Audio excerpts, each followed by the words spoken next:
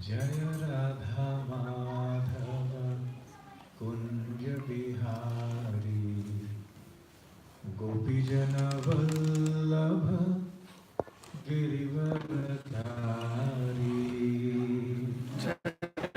Radha Madhava Kunja Bihari Gopijana Vallabha Girivaradhari Girivaradhari Jaya Radha Madhava Kunja Bihari Gopijana Vallabha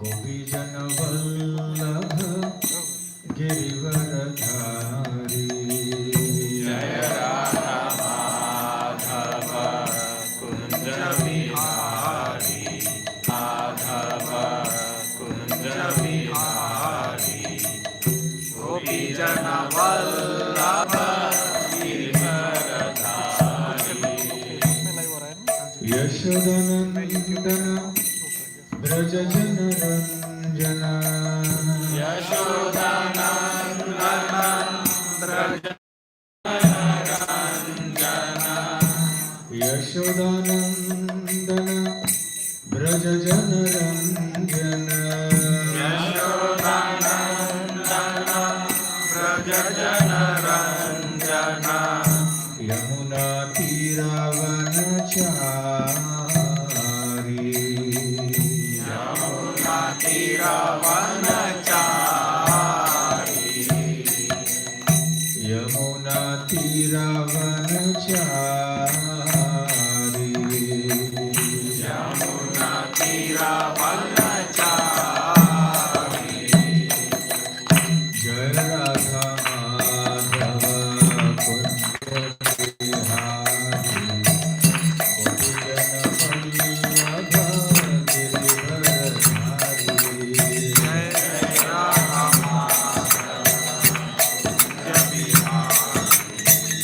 Gopijana Vallabha Girivaradhari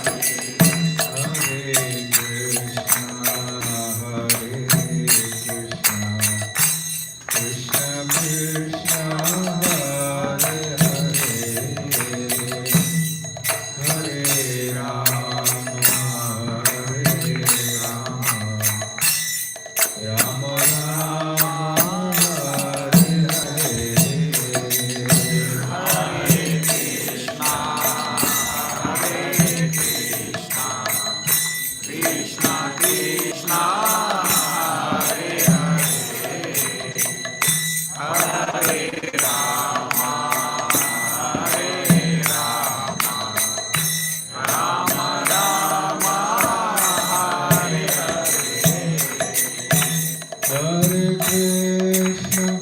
Hare Krishna Krishna Krishna Hare Hare Hare Rama Rama Rama Hare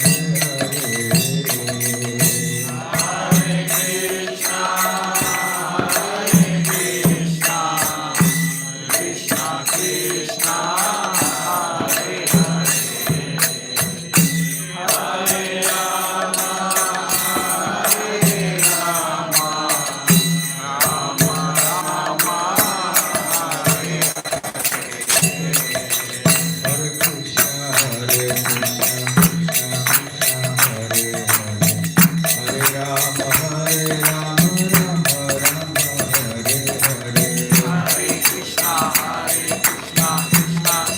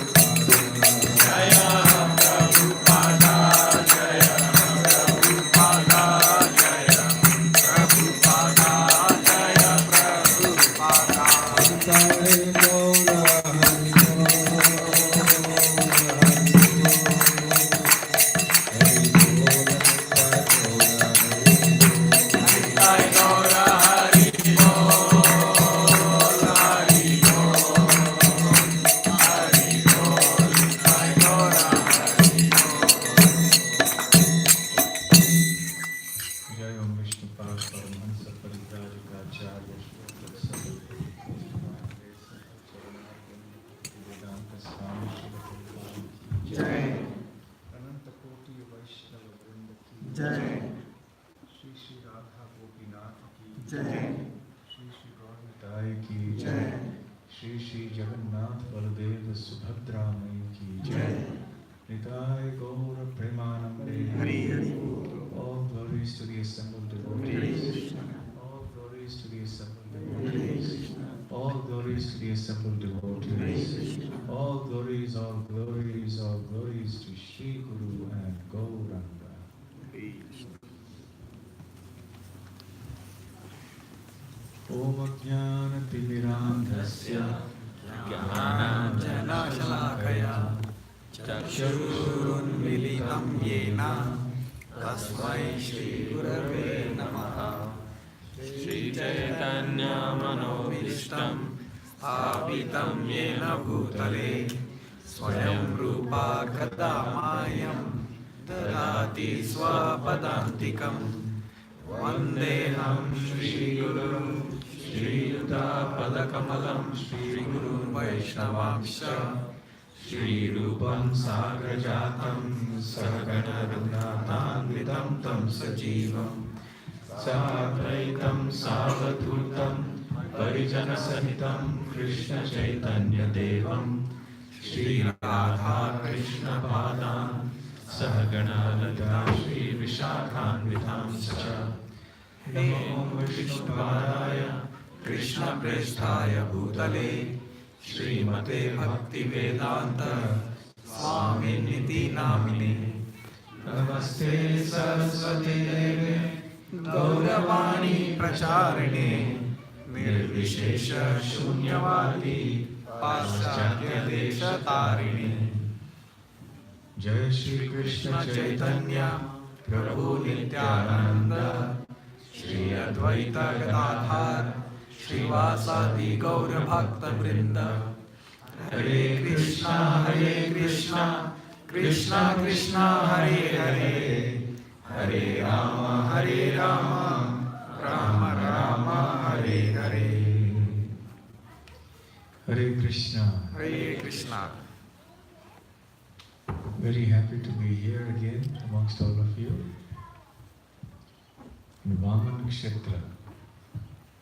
And coincidentally today we are going to talk of Vamana Dev in Vamana Kshetra, because the topic for today is the art of surrender. Bali Maharaj surrendering to Lord Vamana. Very important lessons for us. I think we can keep it open, no problem. The doors, very nice.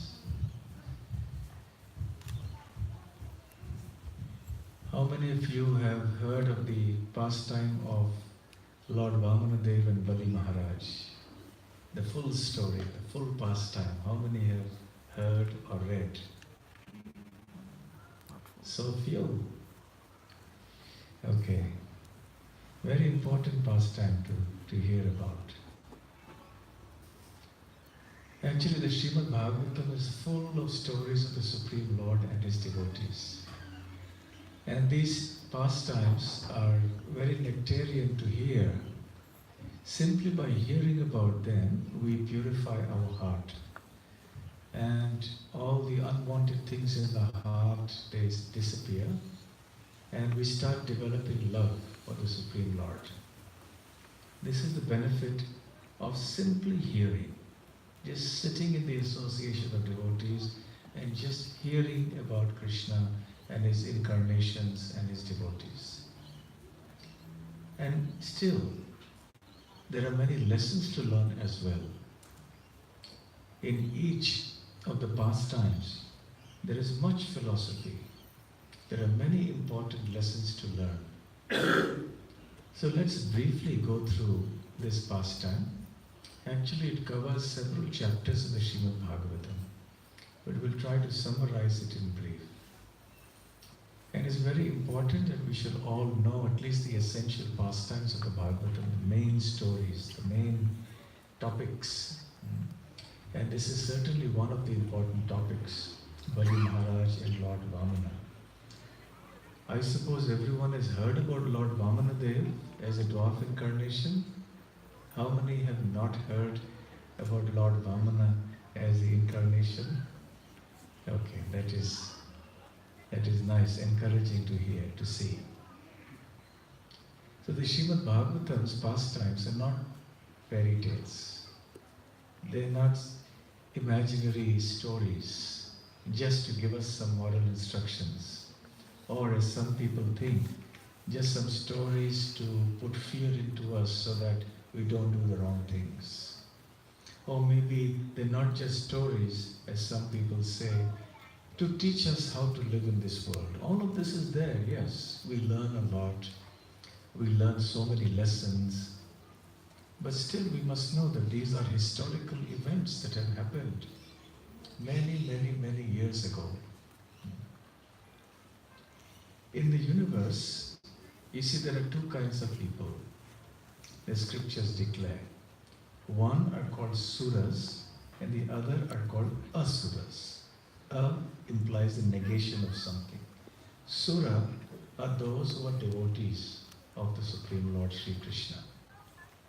And asura are those who are not devotees. So they are always opposed to anything connected to the Supreme Lord. And because the suras are devotees of Krishna, therefore the asuras are opposed to them. Asuras, for example, Hiranyakashipu, he could not tolerate the very mention of the name Vishnu. He hated Vishnu with his whole heart.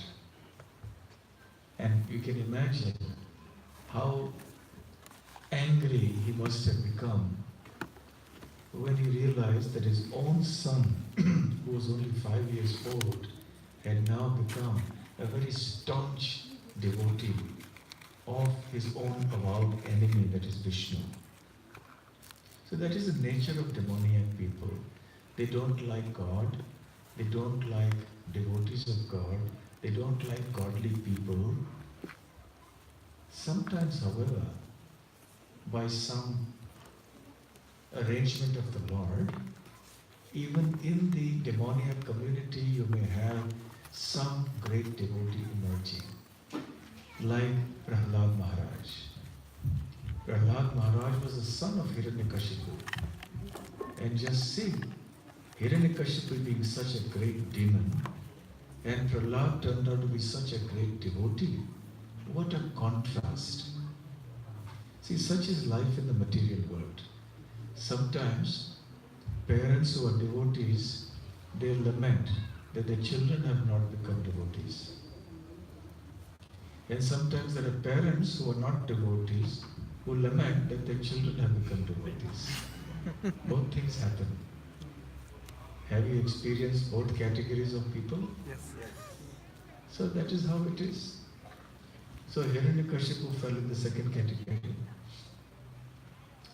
So, and Prahlad, being a great devotee, somehow appeared there in the demoniac family. So you never know how Lord Krishna had placed some of his devotees in different families for what purpose.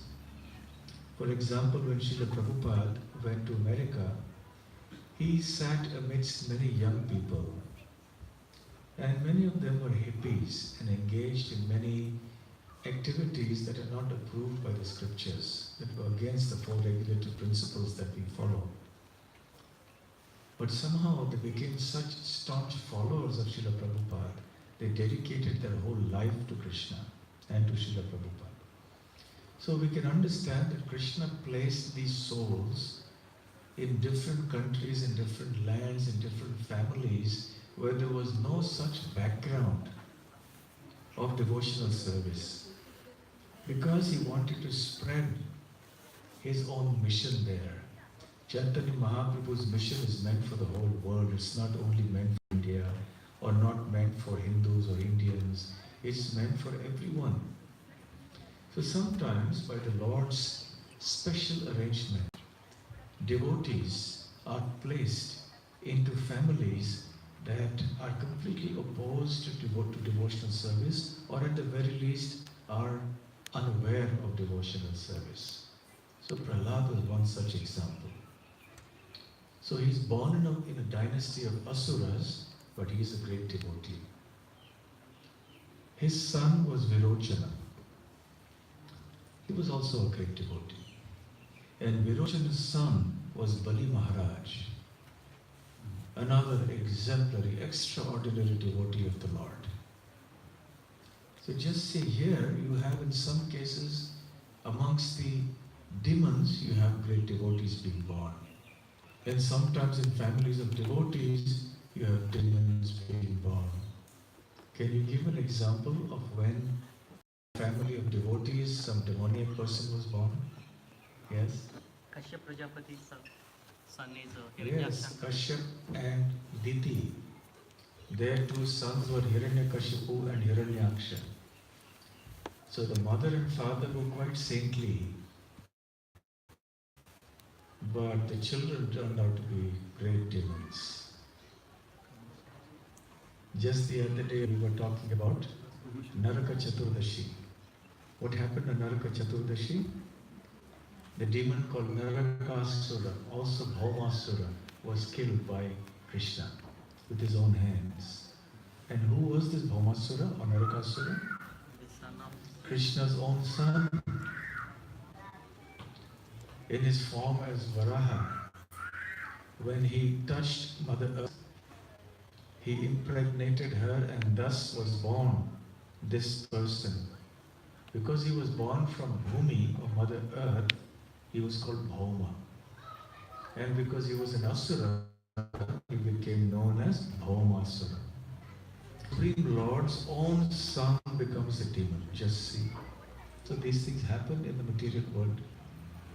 So we have this very strange phenomenon where Prahlad Maharaj, Virochan and Bali Maharaj, though born in the families of devotees, turn out to be exalted devotees of the Lord.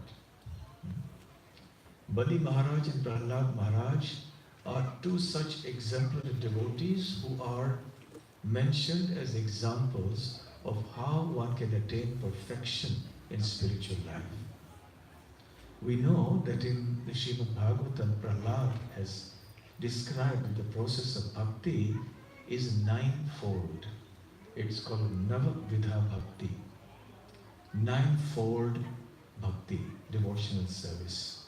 Shravanam, Kirtanam, Vishnu Smaranam, Pada Sevanam, Archanam, Vandanam, Dasyam, Sakhyam, Atma Nivedanam, Iti Purusarpita Vishnu Bhaktis Chen Navalakshana.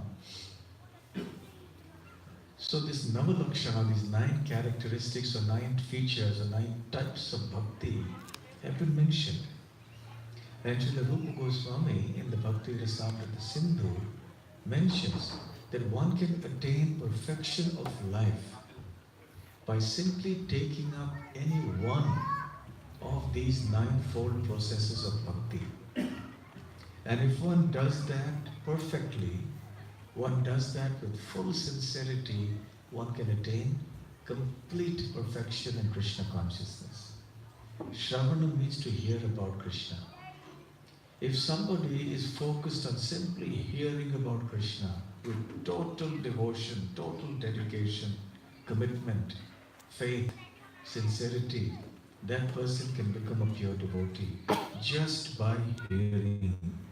You can hear your way back to Godhead, as did Parikshit Maharaj.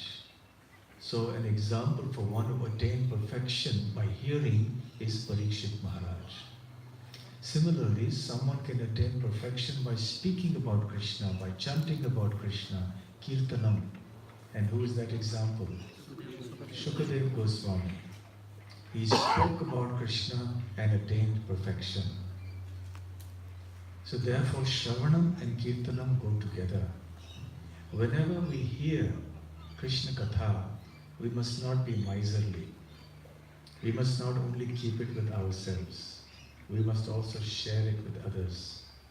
You know, the principle of philosophy that we find in the Vedic culture is, the more you share something, the more you get it.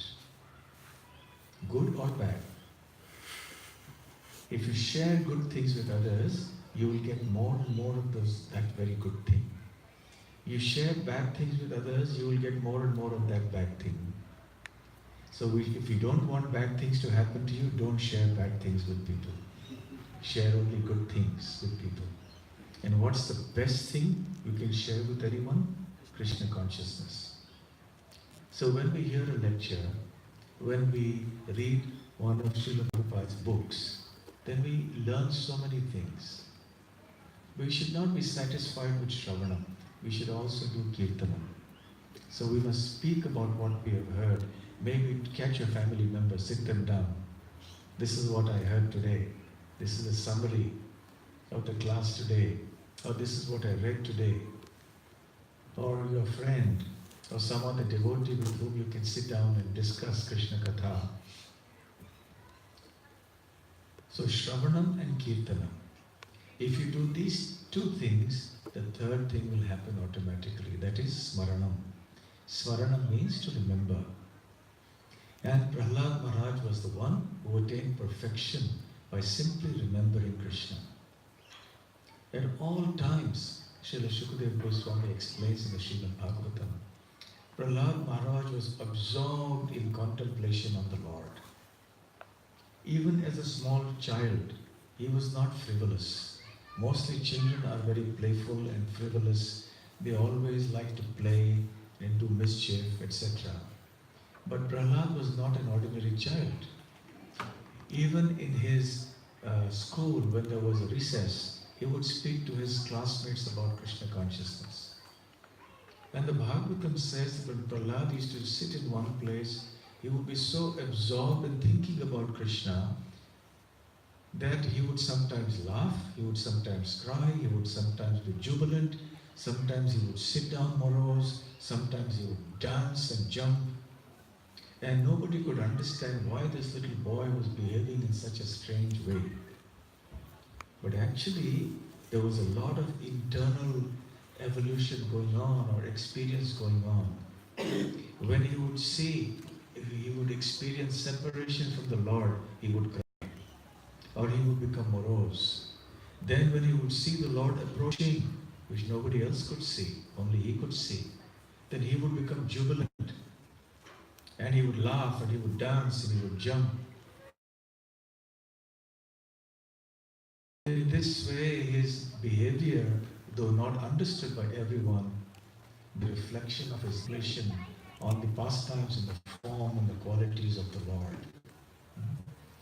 So Prahlad attained perfection by Smaranam.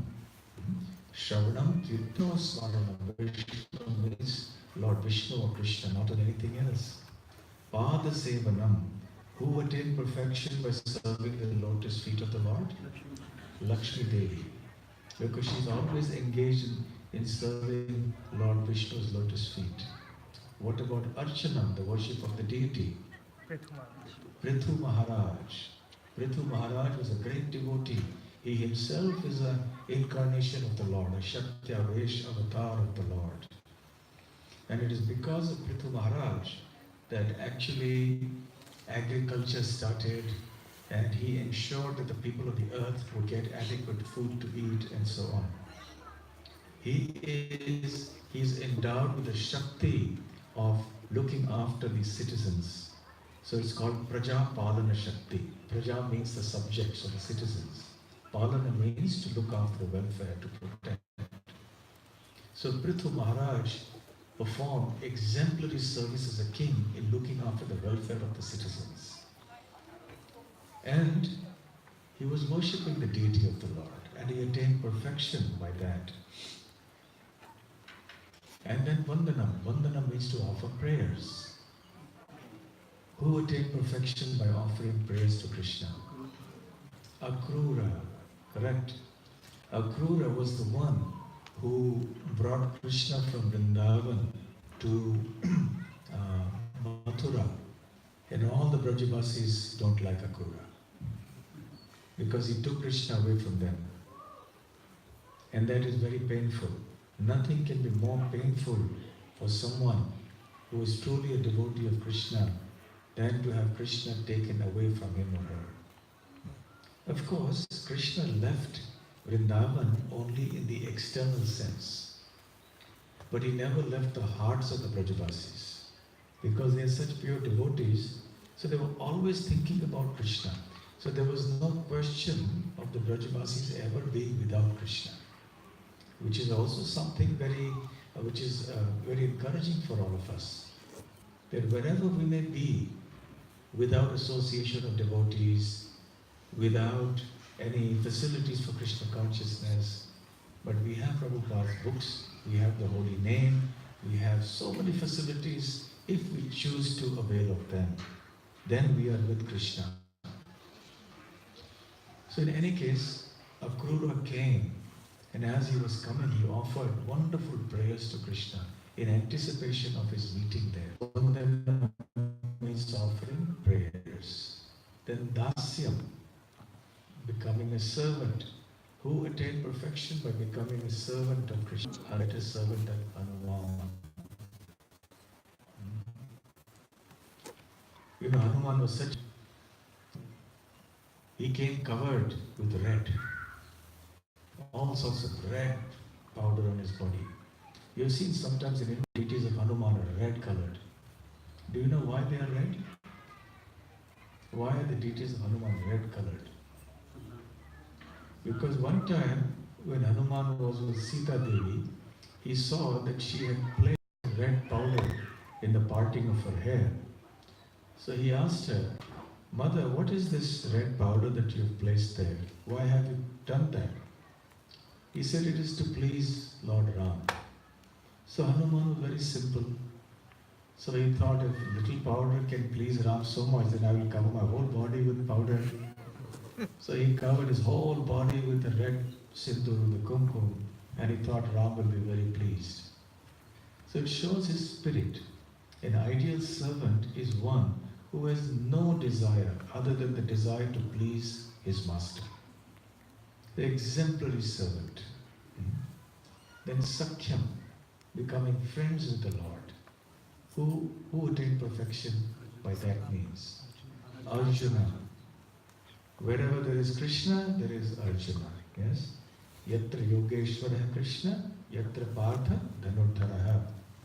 Tatra Shri Vijayo Bhuti Dhruvaniti Matir Mama. The last verse of the Bhagavad Gita says, wherever there is Krishna, who is the master of all mystics, and wherever there is Arjuna, the wielder of the Gandiva bow, there will be victory, opulence, morality, etc. So Arjuna is always there with Krishna, as his friend, as his sakha. Srila Prabhupada explains in one place that whenever Krishna appears, in every universe, Arjuna travels with him as a friend.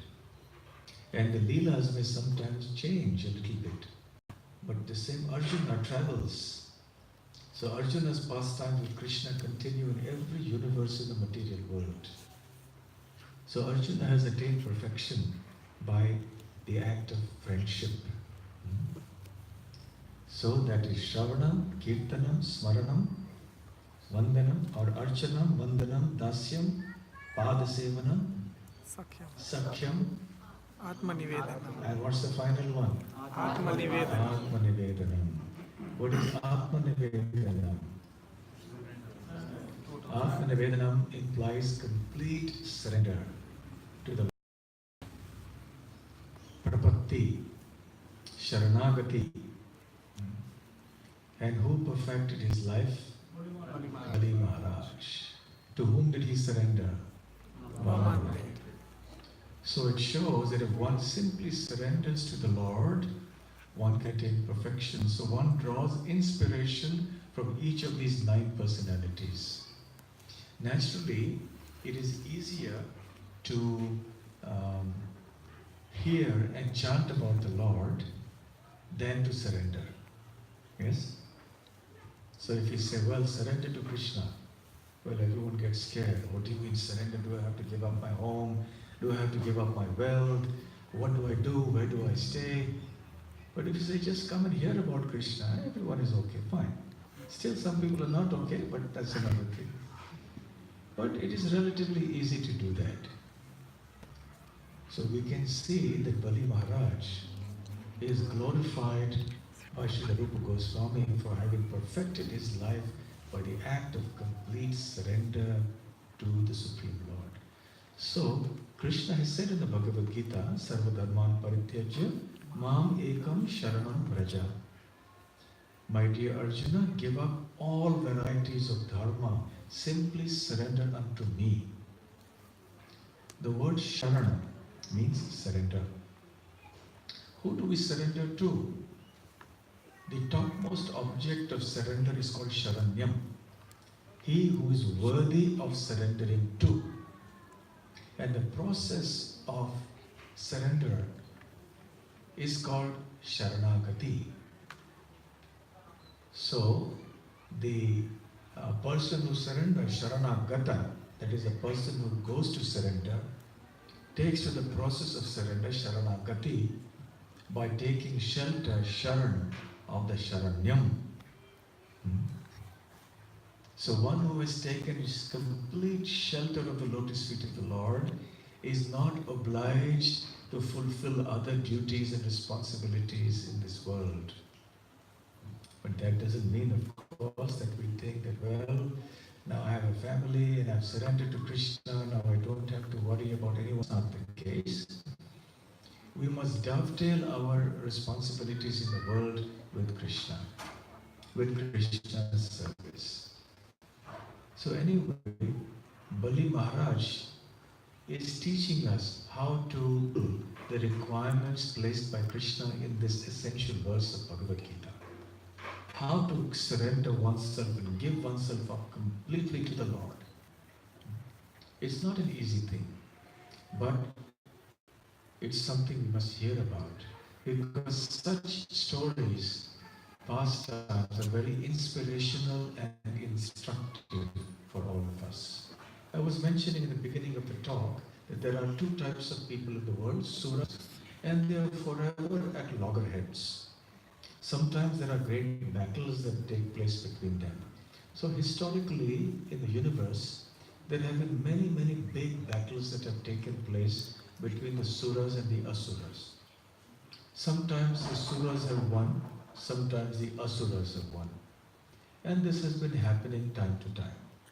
So one time, when the demigods had been defeated by the asuras, the leader of whom was Bali Maharaj, so they all had to flee from their respective abodes in the heavenly planets.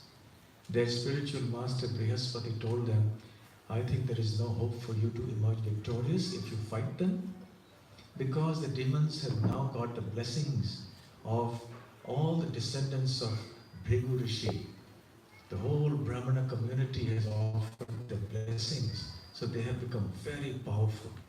So do not endeavor to fight with them now.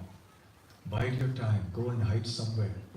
So all the demigods went hither and thither in the universe, and they changed their forms and hid in different places. Meanwhile, the mother of the demigods, whose name was Aditi, she became very anxious. Naturally, when the sons are deprived of their places, their position, their wealth, their homes and everything, mother will always become very anxious. So she prayed to her husband, Kashyap Muni, who was a very renounced sage, that please do something about this. Kashyap Muni was saying, this is the way of nature. Why do you have to worry? Sometimes there is victory, sometimes there is defeat, sometimes gain, sometimes loss. By the way of providence, these things will come and they go. Why should you get worried about it? And he asked her to take shelter of spiritual knowledge. But he realized that she was not in a position to accept spiritual knowledge of detachment. She did not wish to take devotional service of pleasing the Supreme Lord. She had this material desire that her sons should be the property and the opulence of this, her son should be restored to them. So then he said, all right, okay. So since she is not willing, she is not in a position right now to accept this philosophy, I will have to tell her philosophy which is somewhat materialistically oriented. So he told her, okay, you perform this vrata, this particular vow, which is called the Payo Vrata, and then you will get a son who will be able to restore the property of your sons to them. So she engaged in austerities for a long time, very difficult austerities. And finally, there was a son who appeared to her and to Kashyap Muni. And the son's name, of course, was none other than Vamana. He was Upendra. The Supreme Lord appeared as their son. Because the Lord, even though He's partial to everyone, but He still reciprocates with every person according to how he or she wants to. So because the demoniac people want to forget Krishna, so He empowers them to forget Him. So He makes the atheist into a very strong atheist. You see, the atheist cannot remain an atheist unless Krishna blesses him. No one can deny the presence of the Lord or the existence of the Lord unless that person has been given complete forgetfulness of this by Krishna. Krishna gives him that faith to understand that God does not exist. So the atheists also have faith, but they have faith that there is no God. And sometimes atheists can be very staunch. You may have met some atheists who are so staunch in their belief. So, here we have a situation where the Supreme Lord appeared as the child of Aditi and Kashyap with the idea of restoring the kingdom and the opulence of the demigods to them. And He told them, never mind, I will be there, I will take care, and everyone was very happy. He appeared in the most extraordinary form as a dwarf brahmachari, Batu brahmachari, as a brahmana. And he was effulgent. He was very small, tiny boy. Just appeared in front of Kashyap Muni. He appeared in his forearm.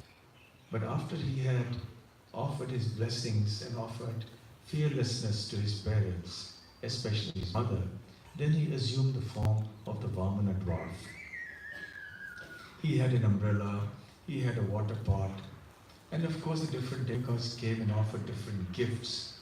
Somebody gave a water pot, somebody gave a belt of straw, somebody gave a deer skin to wear, like a typical Brahmana brahmachari is supposed to do.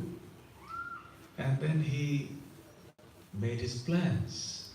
He went to the place where Bali Maharaj at this time was performing a grand sacrificial ceremony on the banks of the river Narmada. And as Bali Maharaj was there with all the Brahmana priests and so on, Bali Maharaj entered there. He was shining with his effulgence like 1,000 suns. Everyone who saw him there, including the Brahmanas and the kings and everyone, was struck with wonder to see his opulence.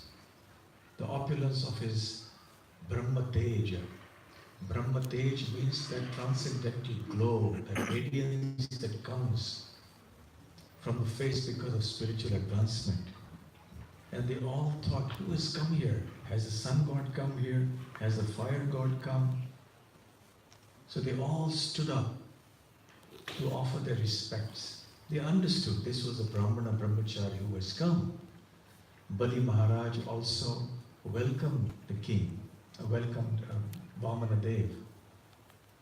And he spoke sweet words of welcome and said, my dear Brahmana, it appears that you have come here with a desire to obtain some charity. It is my great fortune that you have come here.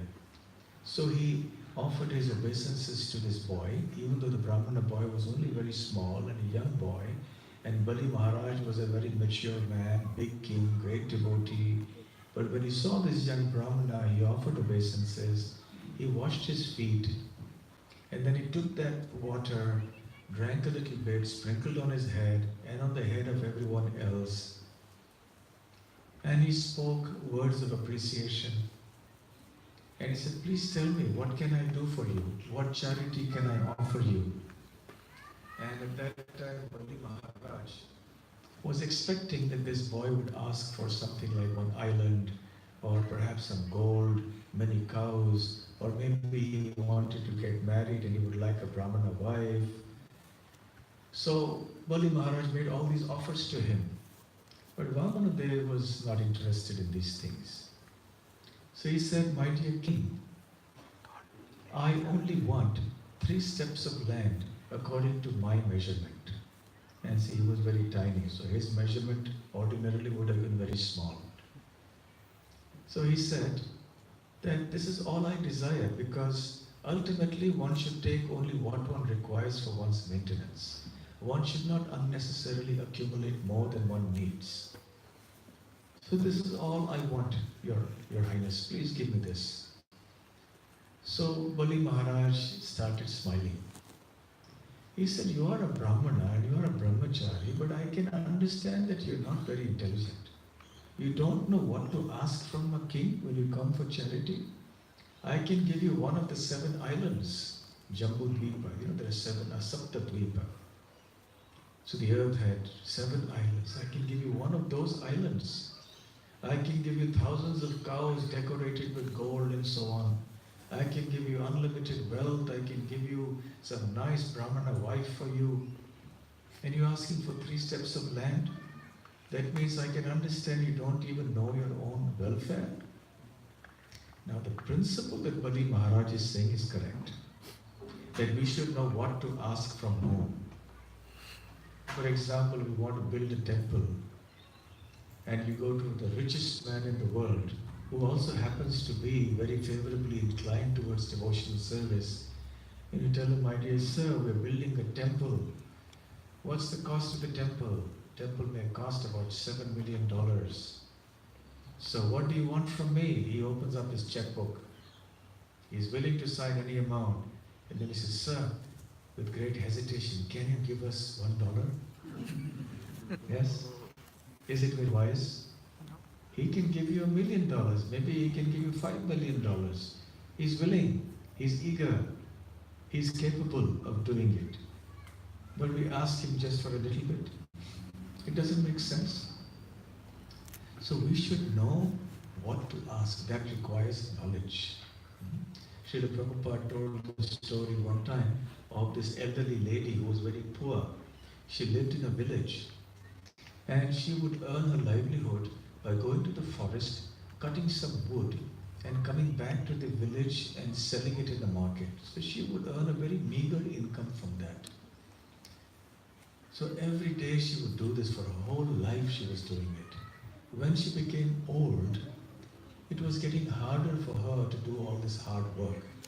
To go all the way in the forest, cut the wood, carry the heavy load on her head and bring it back into the city, sit there all day.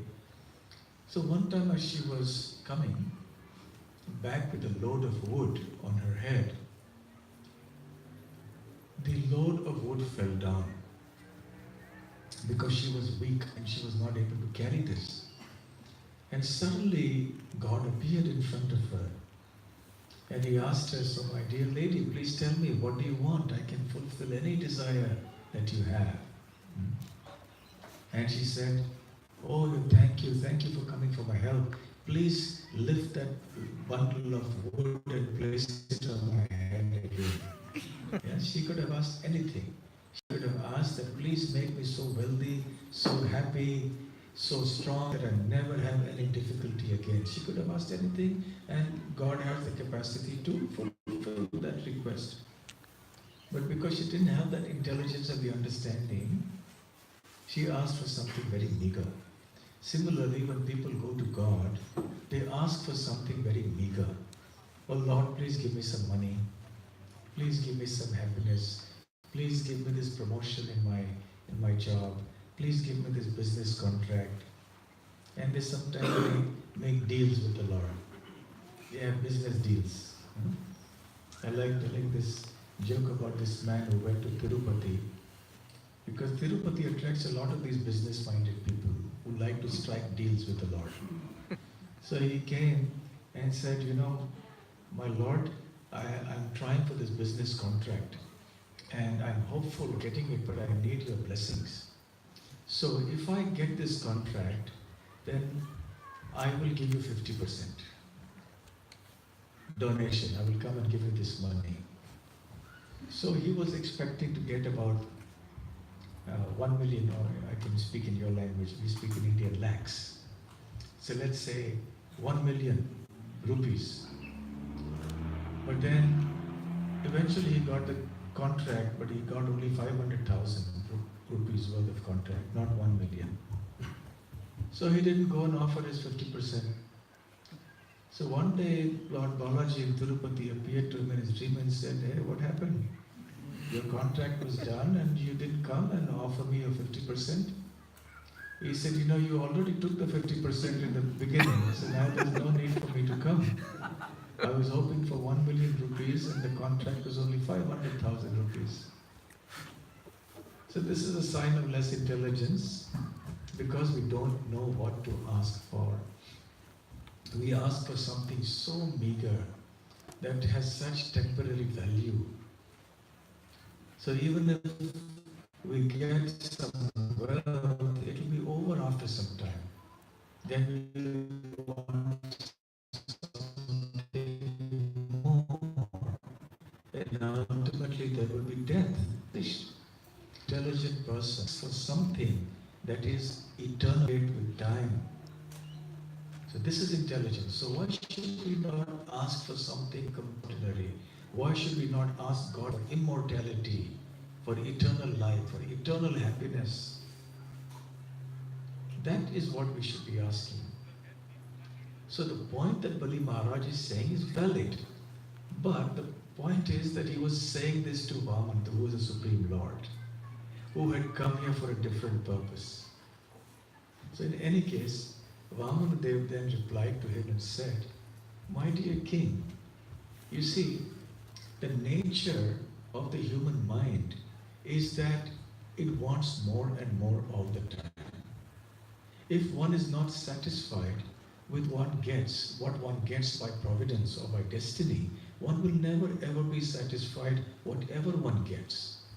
Now you are saying you are willing to offer me even one island in the universe.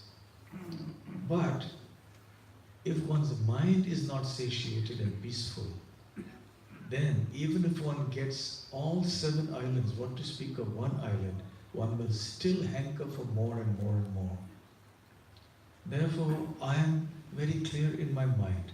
I only want 3 steps of land according to my pace, according to my measurement." And just at that time when Bali Maharaj said, "All right, you shall have it," Bali Maharaj's guru, Shukracharya, came on the spot. Now, even though Shukracharya was a guru, but he was not a devotee of the Lord. He was one of those Smarta Brahman gurus, the ritualistic Brahmana gurus, who do not appreciate the value of devotional service to the Lord, who are more interested in ensuring the material progress of their disciples. That is not what a real guru should be. A real guru is one who encourages and guides the disciples to become greater devotees of Krishna. So Shukracharya came on the spot and he said, "Oh, you're so foolish, Bali. Be aware, this boy is Lord Vishnu in disguise. Don't be fooled by his external innocent appearance as a little boy. Actually, he has come here on behalf of the demigods to steal away all your wealth, all your property, your reputation, respect, everything. So don't give him. Don't grant his benediction to him. And if you think that you've already promised him, then how can you go back on the promise? Well, let me tell you that there is one scripture in which it has been mentioned that there are certain conditions under which lying is allowed. Like, for example, if you're saving your life, you may tell a lie at that time. You're saving the life of somebody else, you can tell a lie. You're saving the life of a cow, you can tell a lie. In an emergency situation, you can tell a lie.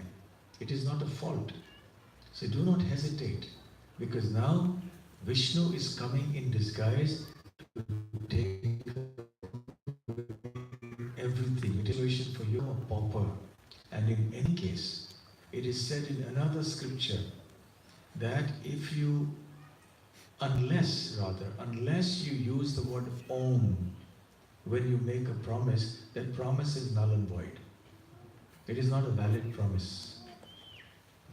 Of course, these scriptures are meant for ordinary morality, not for devotees of the Lord.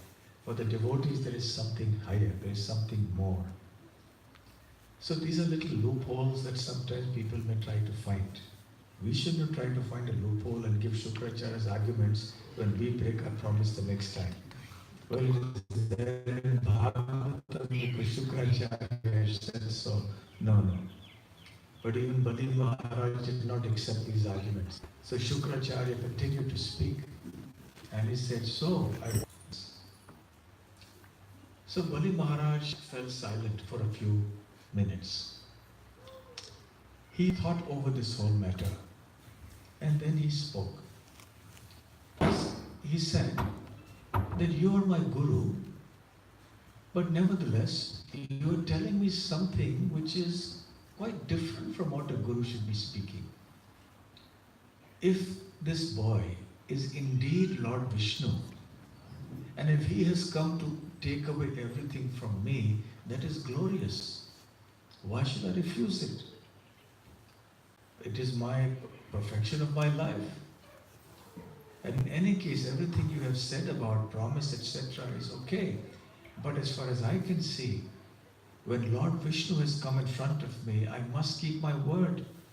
I will not make excuses to slip away from my promise. There is nothing I fear more than breaking my promise given to a Brahmana. And if this promise is to the Lord, then all the more so. I do not fear dishonor. I do not fear death. I do not fear that all my opulences will be taken away from me. I only fear that I should not cheat. I should not cheat a Brahmana and break my promise and become untruthful. In this way, Bali Maharaj continued. Shukracharya became very angry. And he said, because you are so foolish and impudent as to disobey the orders of your guru, I curse you that you will lose all your opulence. Of course, a true guru will never curse like this. A genuine devotee guru, first of all, will always encourage his disciple to do that which is pleasing to Krishna or Vishnu.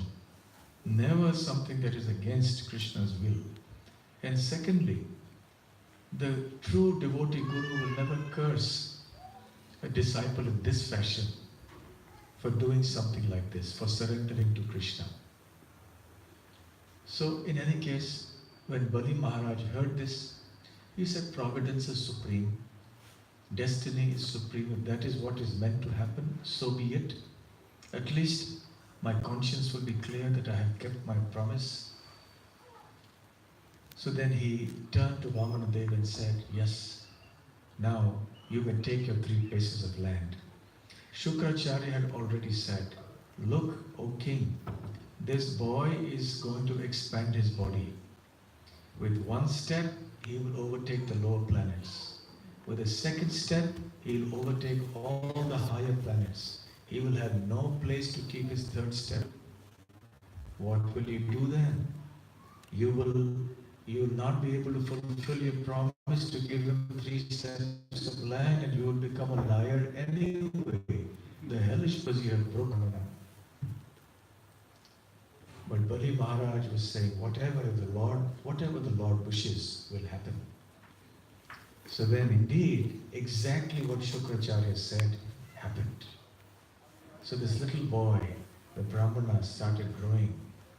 And he was growing and growing and growing, becoming huge in the sky. And all the Brahmanas and the others, the kings and princes all over assembled there, started watching in amazement as this boy started expanding in size. And then he kept out his foot. He took 1 step forward. And Bali Maharaj could see that in that body was the entire universe. The soles of his feet represented the Pataloka, the lower planetary systems. And the entire planetary systems could be observed in his body. And as he grew, he took 1 step and covered the entire lower planets. up to the earth. Then he further expanded himself, took a larger step, and he covered the whole universe. Swargaloka, Maharloka, Janaloka, Tapaloka, Satyaloka, all the planets including Brahma's planet. And as Lord Vamana's foot, lotus foot, was crossing Brahmaloka to go towards the covering of the universe, Brahma looked at that, what's going on? What is this most effulgent foot that is here? And then he realized, this is the Lord. And Brahma's own effulgence appeared to be very, very minimal in comparison, like a firefly in front of the sun. So Vamanadeva's lotus foot was shining with effulgence. Not just his lotus foot, actually, the Bhagavatam says it was the shine, the effulgence of the toenail of Vamanadeva. Eclipsed the effulgence of all the higher planets of the universe. And as Vamanadeva touched, he covered the entire top portion of the universe and touched the covering of the universe. His toe pierced the universe. And as you know from Srimad Bhagavatam, it is said that there are unlimited material universes that are floating in the causal ocean, which is called the Karana Sagar. This ocean is the borderline between the spiritual world and the material world. So in this ocean lies Mahavishnu, and from the pores of his skin emanate all the universes. As Mahavishnu breathes out, these universes move outwards. As Mahavishnu breathes in, all these universes come back and re-enter into Mahavishnu's body. So all the universes exist only for the duration of one breath of Mahavishnu. And do you know what is the duration of our universe in number of years? 300 trillion years. That's a long, long, long time. And this is only one breath of the Lord. So this is something so mind-boggling for us. So in any case, as Lord Vamana's foot, lotus foot, pierced the covering of the universe, the water from this Karana Sagar came into that hole. And it washed the Lord's lotus feet and it streamed into the universe. When Brahma saw the Lord's lotus foot there, he also took water from his own water pot, the Kamandalu, and he also bathed the Lord's lotus foot. So the combination of the water that was poured by Brahma and the water that was coming down from the causal ocean, the Karana Sagar, and which washed Lord Vamana's lotus feet and came into the universe, became known as Ganga. Ganga is Charanamrita because she is the nectarian water that has washed the lotus feet of the Lord. Every time we go to the temple, there are certain things that we are supposed to do. One thing is we first go, then we go to the deities and offer our respects to the deities. Then with devotion we should take darshan of the deities sometime. Offer some nice prayers, glorify the Lord. If you do not know any verses, then we can just simply chant Hare Krishna mantra. We can just look and admire the beauty of the Lord and pray for devotion to his lotus feet. In this way we respect the Lord, we offer our obeisances, take darshan, and then we should take Charanamrit. Every day the deities of the Lord are bathed, and the water that is used, that flows from the bathing ceremony of the Lord, that is called Charanamrit. The nectar that has washed the lotus feet and the body of the Lord. So Ganga is also Charanamrit because these waters have washed Lord Vamana's lotus feet. So Ganga started flowing in the higher regions of the planets. But she did not come down to earth till the efforts of Maharaj Bhagirath were successful. That is another story. And I'm sure you've heard that many times of how Mother Ganga came to earth. So in any case, now that Lord Vamana had taken 2 steps, he had no place to keep the 3rd step. So at this time, he looked and all the demigods came to offer obeisances and prayers to the Lord. Bali Maharaj also came forward and he realized with great joy, he was actually overjoyed that the Lord took away everything from him. Yes? And at that time, Prahlad Maharaj came on the scene. Prahlad Maharaj was the grandfather of Bali Maharaj. And he offered praise to Bali Maharaj, to Lord Vamanadev, and said, "My dear Lord, it is by your mercy alone that my grandson got this entire kingdom, sovereignty over the entire universe. And it is by your mercy also that you are taking everything away from him." So that is a fact actually. Bali Maharaj may have had a huge kingdom as big as the whole universe. And we may have our little property, one little apartment for which we are paying mortgage, one little car, and some money in the bank. So whatever it may be, we have got it by Lord Krishna's mercy, and if Lord Krishna wants, he can take it away from us. And indeed, one day he will. In some way, shape or form, everything will be taken away from us. And eventually, when we have to leave this body, we will leave everything behind here.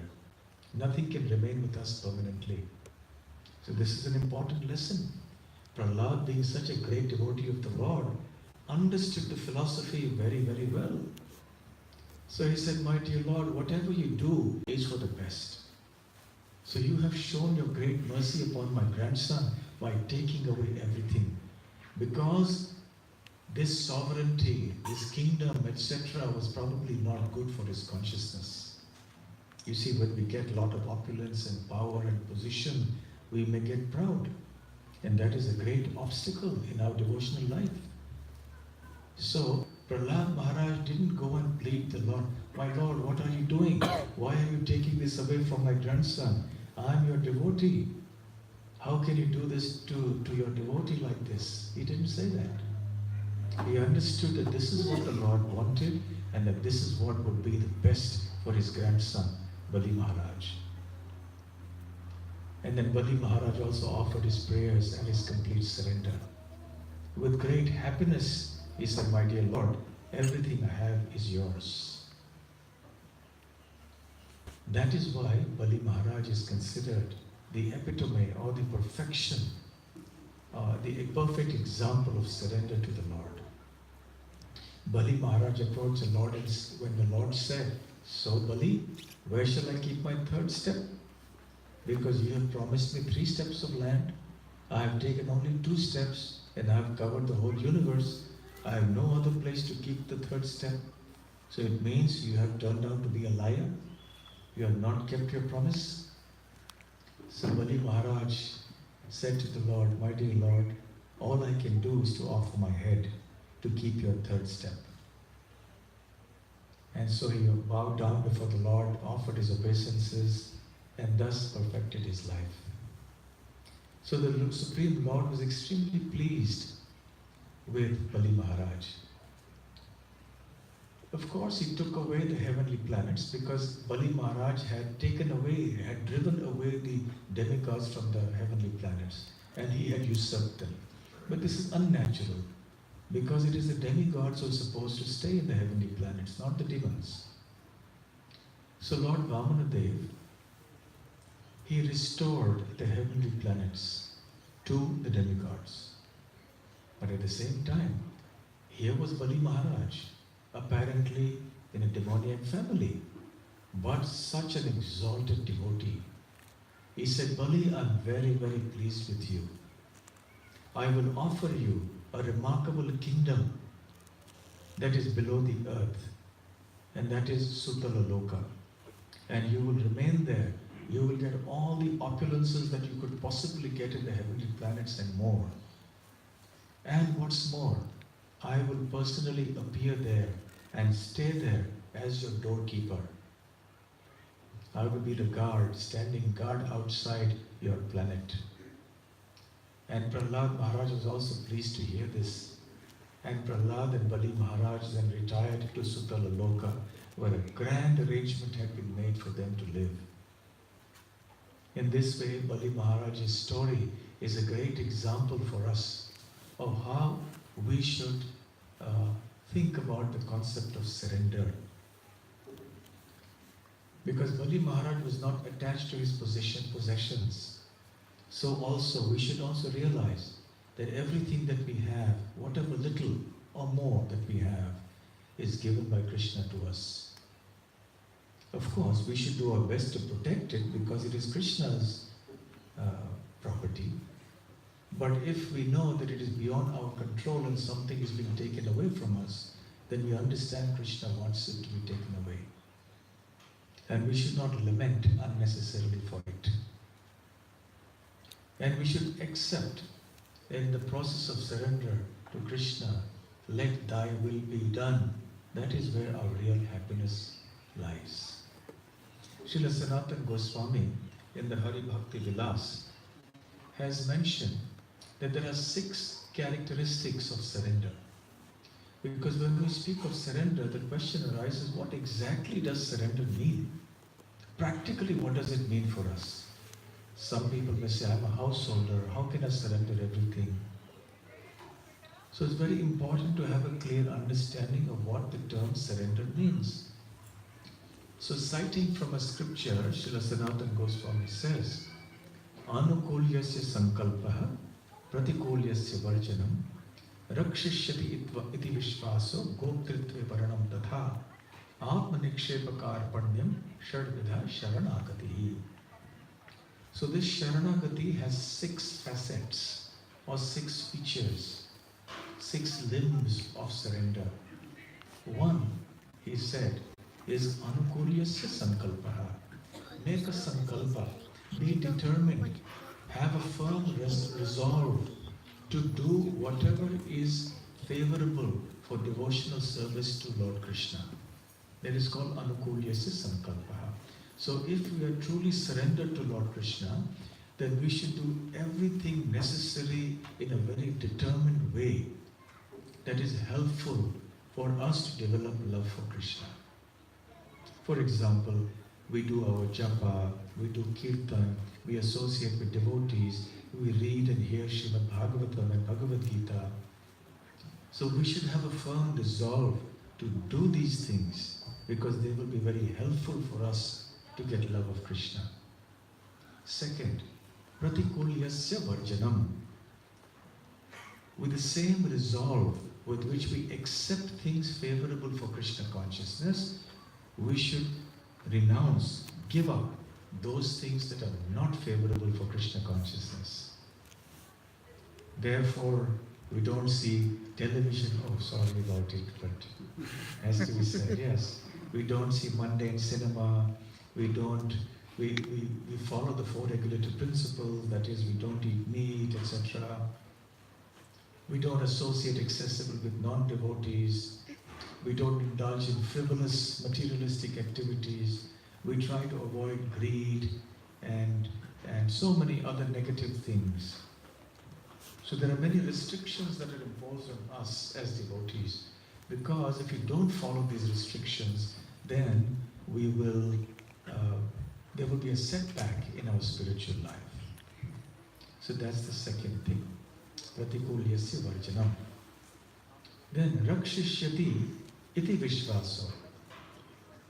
Lord Krishna will protect me. To have this staunch faith is also a symptom of surrender. If one's faith in Lord Krishna's protection is weak, that means one has not surrendered in one's heart to Krishna. It is only Lord Krishna who can protect, and it is Lord Krishna who will protect. So this firm faith is very essential. Rakshishyati iti vishvaso. You know, when Draupadi, she had to go through such a terrible time in the open assembly or the Kaurava court, when Dushasan attempted to disrobe her. What a humiliating situation it was. How difficult it must have been for Draupadi at that time.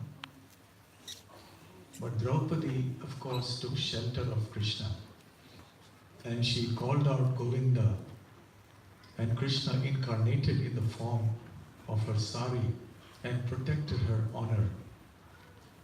And much later, Draupadi prayed, Pratignyatava Govinda, Name Bhaktaha Pranashati, Iti Samskritya Pranam Dharayamyaham.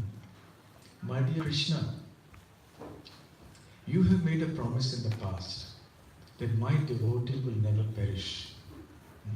Name Bhaktaha Pranashati. My devotee will not perish.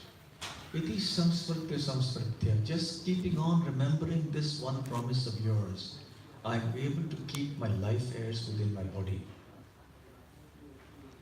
So this is Draupadi's conviction. Krishna will protect me. So as devotees, we should also follow in the footsteps of such exalted devotees and have staunch faith that Krishna will protect me.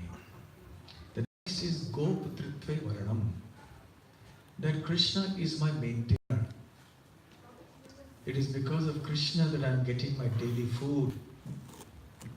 I am able to survive, I am able to live, I am able to maintain my family because of Krishna's mercy. It is Krishna who is providing all this to me. Srila Prabhupada explains that it is Krishna who maintains the animals, the insects, the humans, the demigods, and everyone. The ant eats a very tiny quantity of food, just a few grains. And the elephant every day eats tons and tons of food. But both of them are getting their required quotas by the mercy of the Lord. So also shall we. If the insects and the elephants are getting the required quota of food, why should we as devotees of the Lord, as human beings, not get what we require for our survival? So we must have this faith that it is only Krishna who ultimately provides everything for us and He maintains us. So Goptritve Varanam Tatha. Atmanikshepa. Atmanikshepa means to understand that I am completely dependent on the Lord. I can have so many desires in my mind, but unless Krishna fulfills those desires, I will not be able to do anything. I can simply desire, but for the fulfillment of my desires, I am dependent entirely on Krishna. And that is a fact. We can desire, there's no limit to desiring. We can just sit back and desire and desire and desire. But what is the use of simply daydreaming like that? Krishna will fulfill our desires to the degree that we deserve, whether it's material or spiritual. Materially, let's say someone is not a devotee, and that person has a desire to become a billionaire. So will Krishna fulfill that desire? He may, if that person deserves it by virtue of his past karma. If by his past karma he is supposed to become a billionaire, then Krishna will fulfill that desire of his and make him a billionaire. But if he doesn't have that past karma, then he will not become a billionaire no matter how hard he works. Similarly, spiritually also. I may decide I want to see Krishna's form and I want to be in Goloka Vrindavan right now. But if I'm not qualified, I don't deserve it, Krishna will not fulfill that desire of mine immediately. He will say, you wait. More purification is required. You have to become a better devotee. So now you chant more, you surrender to me more. When you become a pure devotee, which you will one day by my mercy, then I will bring you back to me. I will give you darshan of my beautiful form. So whatever our desires, material or spiritual, we depend on Krishna for their fulfillment. And finally, karpanyam, which means that a surrendered devotee of the Lord is always very humble. A devotee never succumbs to pride and arrogance. A devotee never thinks, oh, I have so much money, or I'm such a famous person, or I'm so intelligent, or I'm so beautiful. A devotee never gets proud of his or her material qualities. What to speak of material qualities, a devotee should not become proud also of his or her spiritual qualities. Oh, I'm such a nice devotee. I can distribute so many books. I can recite so many verses from the Bhagavatam or the Gita. Or I worship, I decorate the deities so nicely. Or I cook for Krishna so nicely. We should not even become proud of our spiritual qualities and abilities, knowing that ultimately all these things are gifts of Krishna. So these are the 6 characteristics of a surrendered devotee. See, Bali Maharaj could have easily become arrogant and said, who is this boy? Why should I fulfill this promise to him? He could easily have listened to Shukracharya and said, yes, you're right, I will change my mind. I won't give it to you because you have cheated me. You told me you came in the guise of a Brahmana, but actually you're Lord Vishnu, therefore I will not give it to you. If Bali Maharaj had been attached to his wealth and his position, he would have refused, but he didn't. So we see all 6 aspects of surrender being revealed to him, being revealed through the personality of Bali Maharaj in this pastime. He stuck firm to his resolve to offer everything to Krishna. He stuck firm in his resolve to reject any advice he received that was unfavorable for Krishna consciousness. He knew that even if he gave up everything, that still Krishna would protect him. He understood that whatever he had was a gift of Krishna, and Krishna could take it away any time. He also understood that it was Krishna who was fulfilling all his desires. He remained very humble. He took a humble position in front of the Lord. That is why the Lord was so pleased with him and granted him Sutala Loka, where even today Bali Maharaj is there. And the Lord is there as Vamanadev standing guard. He became his personal doorkeeper.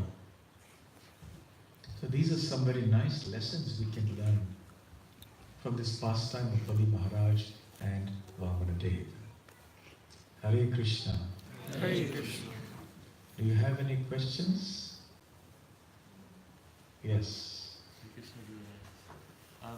I was wondering, you mentioned that when Vamanadev's tornado hit the edge of the universe, then the water from the causal ocean came out, is that right? Yes. So, is the causal ocean made of cause as an abstract substance, or is it made of water but it's just called the causal ocean? Okay, so the question is that the water of the causal ocean that came into the universe through the hole that Vamanadev made with his lotus toe, what is that water? Is it some abstract thing or is it actually water? It is water, but not the kind of water that we know. It is water, certainly. And now that it has touched the lotus feet of the Lord, it has become even more transcendental. So it is water, but of a very subtle form, very subtle nature. You see, earth, water, fire, air, ether, these 5 elements, they all exist within the universe. But they exist in different subtleties and different levels of grossness. So on earth we see they're very gross. But in the higher planets, these elements will be subtle. So the water element of the heavenly planet will be much subtler than the water element that we have here. Even more so in Brahmaloka, and even more so in the causal ocean. So it is water, but it is very subtle. And this water is also spiritual. It is not ordinary water of the material world, it's the border between the material world and the spiritual world. Okay, any other questions? Yes.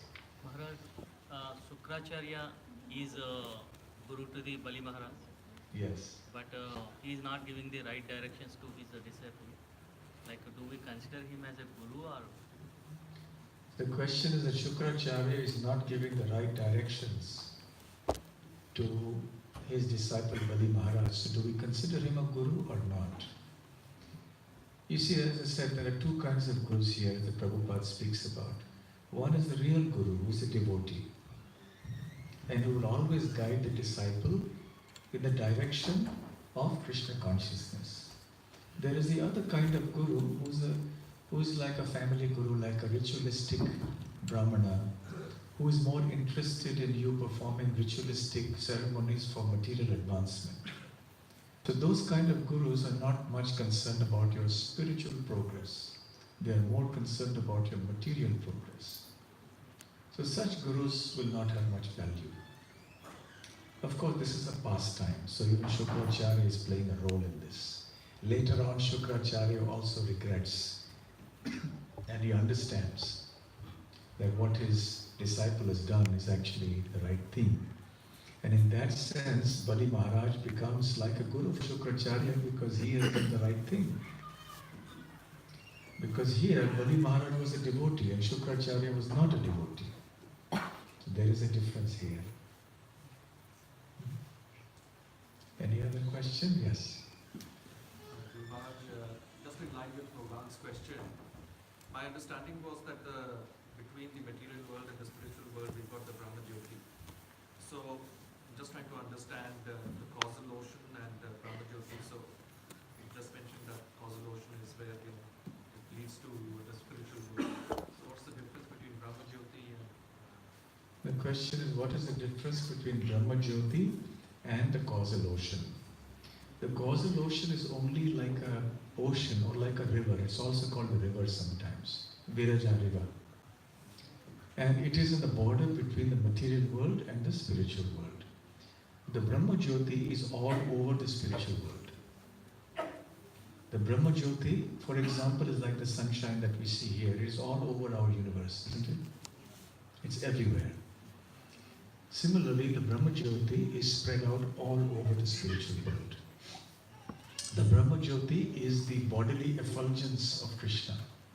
It is a radiance that emanates from Krishna's spiritual body, shining body.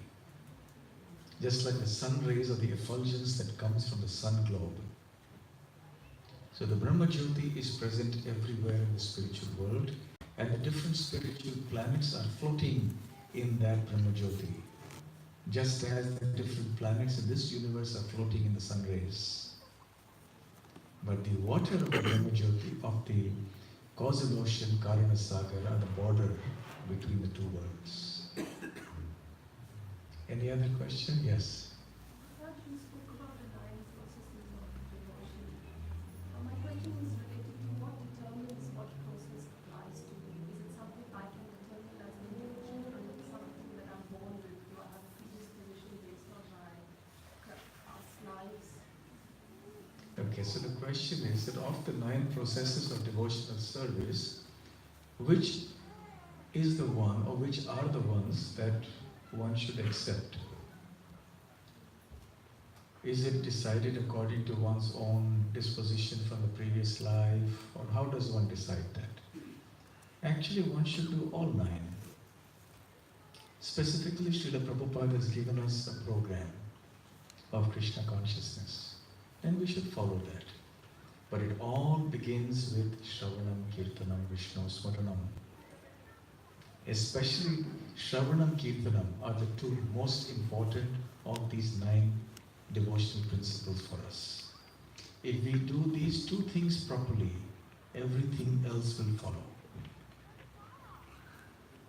So amongst all the 9 principles, although each of them, if followed perfectly, can yield perfection, as we saw in the case of all these different great personalities, nevertheless, for us, we have to follow these different processes, especially Shravanam and Kirtanam. Do you know the example of one devotee who did all the 9 processes? Ambarish Maharaj. He followed all 9. Now the later processes are more difficult.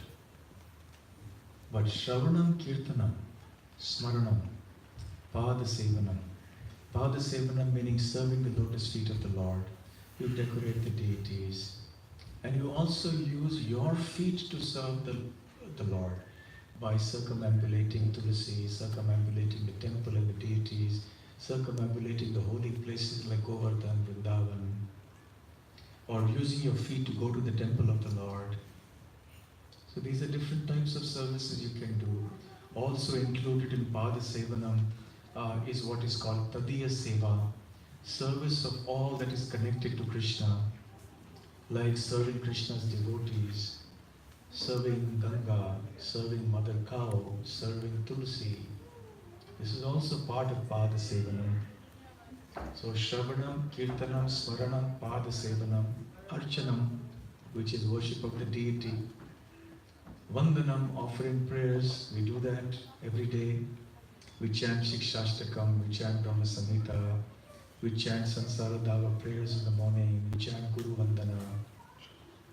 So we should do all these things. So basically for us, all nine, Srila Prabhupada has given us a very balanced program.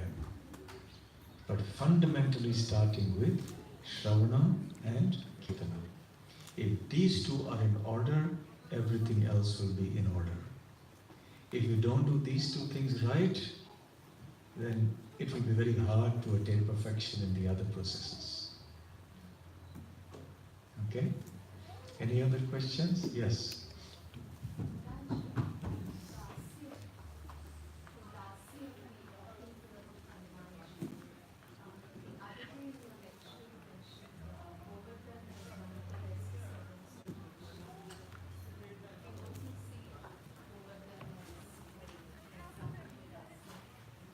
Okay, the question is that as an example of Dasyam, we mentioned Hanuman, but we've also heard that Govardhan is one of the best servants of the Lord.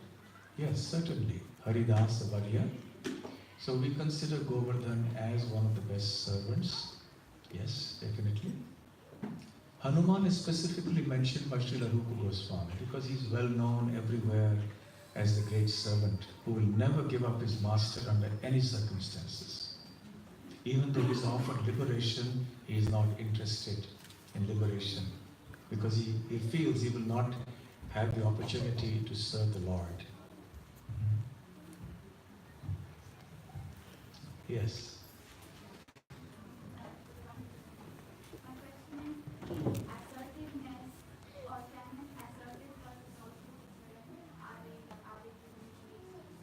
Can an assertive person?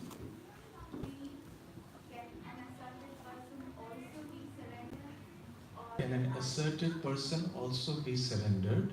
Yes, certainly. Arjuna was very assertive on the battlefield. When he was fighting the battle, he was extremely assertive because you can't not be assertive on a battlefield. You have to be very ferocious if you're fighting a war. But he was totally surrendered. On the contrary, he was aggressive and assertive because Krishna ordered him to be so. He was not inclined to go in the battle. But because Krishna ordered him, he surrendered. So his assertiveness was his surrender to Krishna. In some cases, it may be the opposite. So according to the circumstances, one may be assertive or one may not be assertive, and one may be tolerant. So what constitutes surrender depends on a particular context and a devotee. Alright? Any other question? Okay, Hare Krishna. Hare Krishna. So now we will have Damodar Ashtakam. So I'm very happy to see all of you here today. Please keep coming here, gathering together. Remember, the shelter of the Association of Devotees is very crucial for our devotional progress. Somehow or the other, always stick to the Association of Devotees. Never give up the Association of Devotees, and your devotional progress will be assured. And we have such a nice gathering here, so all of you stay in the nearby areas. Please do take advantage of this opportunity. Hare Krishna, Srila Prabhupada ki Jai.